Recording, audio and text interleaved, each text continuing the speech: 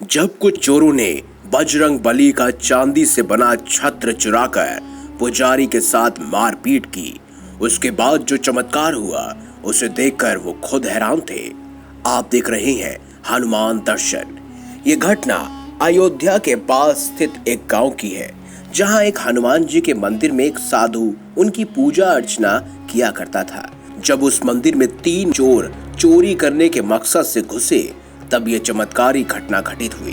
वो साधु महाराज हनुमान जी के परम भक्त थे, इसीलिए रोज सुबह जल्दी उठकर उनको स्नान कराने से लेकर भोग आरती और रात शयन तक सारी सेवा बहुत तन मन लगाकर दिया करते थे। उनका एक नियम था कि वो तीनों संध्या में सुंदर कांड का पाठ किया करते थे। एक दिन की बात है, मंदिर में भंडारा होने के कारण वो कार्य में अत्यधिक व्यस्त हो गए थे और सुंदर कांड का नियम नहीं पढ़ पाए। तब साधु ने शाम को ही 3 बार पाठ करके अपना नियम पूरा कर लिया।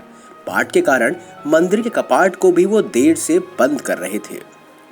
वहीं थोड़ी दूर में ही 3 चोर घात लगाकर बैठे हुए थे। उन्होंने सोचा कि मंदिर में आज भंडारा था और मंदिर भी आज देरी से बंद हुआ है, जरूर खूब चढ़ावा आया हुआ होगा। आज रात हम लोग इन सभी चढ़ावे को चुरा लेंगे। साधु मंदिर के पास बनी अपनी कुटिया में सोने चले गए। आधी रात के बाद तीनों चोर ताला तोड़कर मंदिर में घुस आए। वहां उन्होंने मंदिर के दान पात्र में पड़े रुपए निकाल लिए।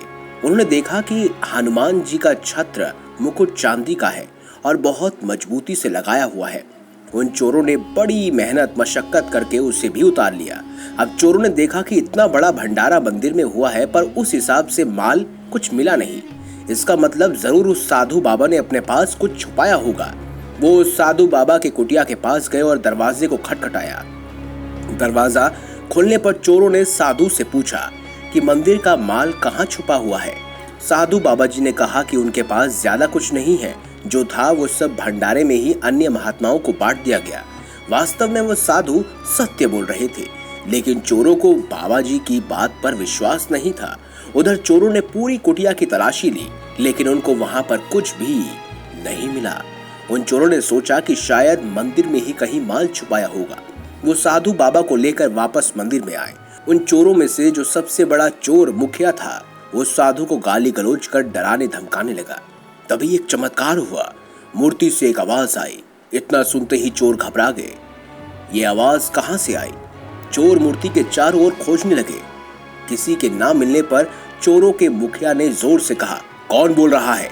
तभी मूर्ति से दोबारा आवाज आई, जिसका मुकुट और छत्र उतार रखा है, मैं वही बोल रहा हूँ। तभी किसी अदृश्य शक्ति ने जोरदार तमाचा चोरों के मुखिया के गाल पर मारा। वो मुखिया चोर बेहोश होकर जमीन पर गिर पड़ा। इस चमत्कार को देखकर साधु बाबा जी की आंखें झलक पड़ी और अहोभाव से भरकर वे मूर्ति के सामने दंडवत हो जाते हैं। बाकी 2 चोर बुरी तरह से डर जाते हैं, इसीलिए पहले ही हनुमान जी से क्षमा प्रार्थना करते हुए कहते हैं, हमसे गलती हो गई। छत्र और मुकुट उतारते समय ही आप बोलते थे तो हम लोग उसी समय आपकी शक्ति को मान गए होते। उन चोरों ने जल्दी से मुकुट हनुमान जी को पहना दिया और छत्र भी वापस बांध दिया। इधर अहोभाव से भरे साधु बाबा जी अपनी भक्ति की शक्ति को देखकर धन्य धन्य महसूस कर रहे थे। बाद में इस चमत्कार को लेकर मंदिर में कोई भीड़ भाड़, राजनीति, तमाशा आदि न हुआ। इसीलिए बाबा जी ने इस घटना के विषय में कुछ गिने चुने संत महात्माओं तक ही इस बात को सीमित रख दिया। इस प्रकार हनुमान जी ने चोरों से मंदिर और पुजारी की रक्षा की। अगर आपको हमारी ये खास जानकारी, ये वीडियो अच्छी लगी है तो इस वीडियो को लाइक करें, हमारे चैनल को सब्सक्राइब करें और ज्यादा से ज्यादा शेयर भी करें।